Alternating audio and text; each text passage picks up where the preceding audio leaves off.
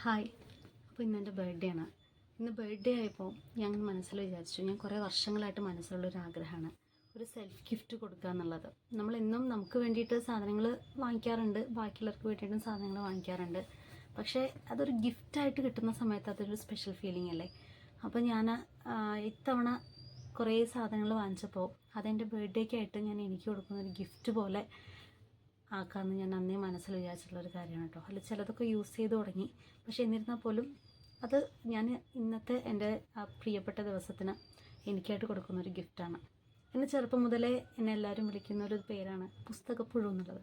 ഇപ്പോൾ ചെറുപ്പത്തിൽ എന്താ വെച്ചാൽ ഒരു ബുക്ക് കയ്യിൽ കൊടുത്തു കഴിഞ്ഞാൽ ഞാനൊരു ബാലരമയോ ഒരു വല്ല കളിക്കുടിക്കോ അങ്ങനെ എന്തെങ്കിലുമൊക്കെ തന്നു കഴിഞ്ഞൊരു മൂലയ്ക്ക് ഇരുന്നിട്ട് ആ കാര്യം ഞാൻ എൻ്റെ പ്രാക്ടീസും അതിൽ കുറേ കാര്യങ്ങളൊക്കെ ഉണ്ടല്ലോ, ആക്ടിവിറ്റീസ്, അതും ചെയ്യും. അതിൻ്റെ ബുക്കിൽ കഥകളൊക്കെ ഉണ്ടെങ്കിൽ അതൊക്കെ വായിച്ചൊരു മൂലയ്ക്ക് ഞാൻ ഇരിക്കുമായിരുന്നു. അപ്പോൾ അതുകൊണ്ട് എന്നെ എപ്പോഴും പുസ്തകപ്പുഴു എന്നാണ് വായിക്കുക, അത് വിളിക്കാറുള്ളത്. അപ്പോൾ ഒതുങ്ങിയ ഒരു ഭാഗത്ത് അങ്ങ് ഇരുന്നോളും. അപ്പോൾ അന്ന് മുതലേ പുസ്തകങ്ങളോട് ഭയങ്കര ഒരു ഇഷ്ടമാണ്. പുസ്തകങ്ങൾ പറയുമ്പോൾ ഇങ്ങനെ എഴുത്തുള്ള പുസ്തകങ്ങളല്ല, അതിന് പകരം എഴുതാത്ത പുസ്തകങ്ങൾ.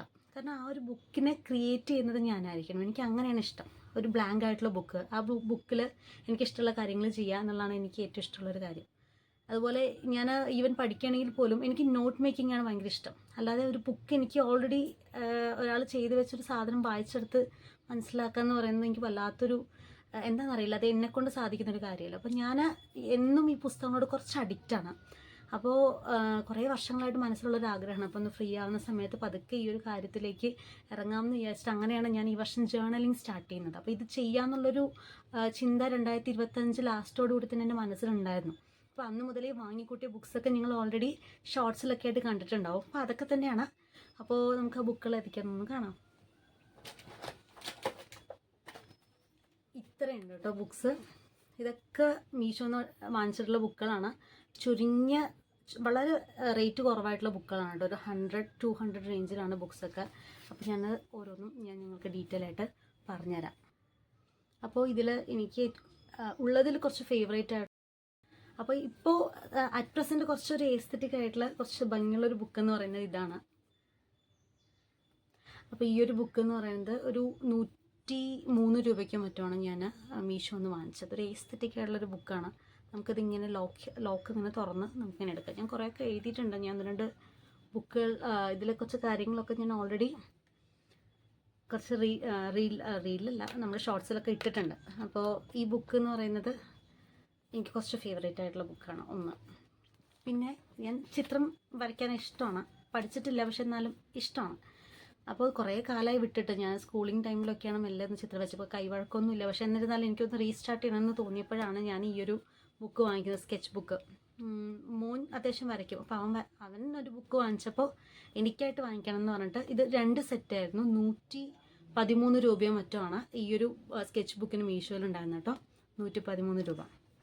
അതേപോലെ തന്നെ 101 രൂപയ്ക്ക് 2 ബുക്ക് മീഷോ എന്നെ പറ്റിച്ചോ എന്നൊക്കെ പറഞ്ഞിട്ട് ഞാനൊരു വീഡിയോ ചെയ്തിട്ടുണ്ടായിരുന്നില്ലേ, ആ ബുക്കാണത് കേട്ടോ. അപ്പോൾ ഈ ഒരു ബുക്കിൽ എന്താ പ്രത്യേകത എന്ന് വെച്ച് കഴിഞ്ഞാൽ 101 രൂപയാണ് ഈ 2 ബുക്കിനും കൂടെ. അപ്പോൾ നമുക്ക് ഭയങ്കര ലാഭമാണ്. അതുപോലെ പേജസ് അത്യാവശ്യമുണ്ട്. കട്ടി എന്ന് പറയാനും വലിയ കുഴപ്പമില്ല. 101 രൂപയ്ക്ക് ഈ ഒരു പേജിൻ്റെ കട്ടി നമുക്ക് ഇത്രയ്ക്ക് എക്സ്പെക്ട് ചെയ്യാൻ പറ്റുള്ളൂ. അത്രയും മോശമല്ല.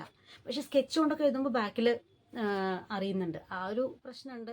ജസ്റ്റ് പേന കൊണ്ട് മാത്രം നമ്മൾ ഉപയോഗിക്കുകയാണെന്നുണ്ടെങ്കിൽ നല്ല അടിപൊളി ബുക്കാണ് കേട്ടോ. നല്ല കാണാനും നല്ല ലുക്കൊക്കെ ഉള്ള ബുക്കാണ് ഈ 2 101 രൂപയാണ് കേട്ടോ അത്. ഈ ഒരു ബുക്ക് ഇതും ഞാൻ എനിക്കായിട്ട് ഗിഫ്റ്റ് ചെയ്താണ്. ഈ സ്കെച്ച് ബുക്ക് 2 ഉണ്ടായിരുന്നു കേട്ടോ, അതൊന്നല്ല. 2 113 അങ്ങനെ എന്തോ റേറ്റ് വരുന്നത്. പിന്നെ എനിക്ക് കുറച്ചതിൽ ഫേവറേറ്റ് ആയിട്ടുള്ള 2 ബുക്കുകളാണ്. ഞാൻ ഈ ജേർണലിങ് സ്റ്റാർട്ട് ചെയ്യുന്ന സമയത്ത് ഈ ഒരു ബുക്ക് വെച്ച് തുടങ്ങാമെന്ന് ഞാൻ വിചാരിച്ചത്. നിങ്ങൾ കണ്ടിട്ടുണ്ടാവും, ഇതിൻ്റെ ഹെഡിങ്ങിനെ കണ്ടില്ലേ, everything comes to you at the right time. അതും റീസെറ്റ്, റീസ്റ്റാർട്ട്, റീഫോക്കസ്. നമുക്ക് കുറച്ചൊരു മോട്ടിവേഷൻ കൂടെ തരുമെന്ന് വിചാരിച്ച് ഞാൻ വാങ്ങിച്ച ബുക്കാണ്. ഇത് നല്ല ക്വാളിറ്റി ബുക്കാണ് കേട്ടോ. പേപ്പർ നല്ല കട്ടിയുണ്ട്, അത്യാവശ്യം വലുപ്പമുണ്ട്. അതായത് നമ്മൾക്ക് കയ്യിലൊതുണ്ടോ ഈ ഒരു സൈസിലുണ്ട്. എൻ്റെ ഒരു കൈയിനേക്കാളും ഒരു പൊടിക്ക് വലുപ്പമുണ്ട്. അപ്പോൾ ഇതും ഒരു 112 ആ റേഞ്ചിലാണ് ഈ 2 ബുക്കുകൾ. അത്യാവശ്യം കട്ടിയുണ്ട്. അതേപോലെ തന്നെ ഇതൊക്കെ നല്ല കവർ, നല്ല കോട്ടിംഗ് ആണ് കേട്ടോ. മറ്റിതിന് ഈ കോട്ടിംഗ് ഇല്ല, ഇതിന് ആ ഒരു കോട്ടിങ്ങും കൂടെ കൊടുത്തിട്ടുള്ളതുകൊണ്ട് ഇത് നല്ല സൂപ്പർ ബുക്കാണ്. നല്ല കട്ടിയുള്ള പേപ്പറാണ്. ഇതൊക്കെ നമുക്ക് സ്കെച്ചും അങ്ങനെയുള്ള സാധനങ്ങളൊക്കെ നമുക്ക് യൂട്ടിലൈസ് ചെയ്യാം. പിന്നുള്ളൊരു ബുക്കാണ് ഈ ബുക്ക് കേട്ടോ. ഇത് 4 കൂടെ ഇതുപോലെ 100 സംതിങ് റേഞ്ചിലാണ്. റേറ്റ് കുറവാണ്, 150 കുറഞ്ഞ റേറ്റാണ് കേട്ടോ. ഇതും അത്യാവശ്യം ക്വാളിറ്റി പേപ്പറാണ്. എനിക്ക് തോന്നുന്നു 80 GSM ആ ഒരു കട്ടിയുണ്ട് ഇതിന്. ഇത് നമ്മൾ മറ്റേ ബ്രഷ് പെന്നൊക്കെ വെച്ച് യൂസ് ചെയ്യുന്ന സമയത്തും വലിയ കുഴപ്പമില്ല, നല്ല ക്വാളിറ്റി അത്യാവശ്യം കാണിക്കുന്നതാണ് കേട്ടോ. ഇത് ജേർണലിങ് സ്റ്റാർട്ട് ചെയ്തത് ഞാൻ ഇതിലാണ് കേട്ടോ. ഇങ്ങനത്തെ ഒരു ബുക്കിലാണ് ഞാൻ ജേർണലിങ് സ്റ്റാർട്ട് ചെയ്തത്. അപ്പോൾ ഞാൻ സ്റ്റാർട്ട് ചെയ്തപ്പോൾ എനിക്ക് വലിയ കുഴപ്പമില്ല തോന്നി. അപ്പോൾ അങ്ങനെയാണ് മറ്റു ബുക്കുകളോട് നമ്മൾ യൂട്ടിലൈസ് ചെയ്യാമെന്ന് വിചാരിച്ചത്. അപ്പോൾ ഈ ഒരു ബുക്ക് ഇതുപോലെ തന്നെ ഫ്രണ്ടിൽ ഒരു ചെറിയ കോട്ടിംഗ് ഒക്കെ കൊടുത്തിട്ടുണ്ട് കേട്ടോ. അപ്പോൾ അതുകൊണ്ട് വലിയ നല്ല ക്വാളിറ്റി ഉണ്ട്. ഇതിൻ്റെ കവർ എന്ന് പറയുന്നത് നല്ല ക്വാളിറ്റിയിലാണ്. ഇതുപോലെ ഞാൻ വാങ്ങിച്ചിട്ടുള്ളൊരു ബുക്കാണ്. നമുക്കിത് ഈ ഒരു സ്പൈറൽ ബൈൻഡിങ്ങിൻ്റെ ബുക്ക് A4 ഷീറ്റിൻ്റെ വലിപ്പമുണ്ട് കേട്ടോ.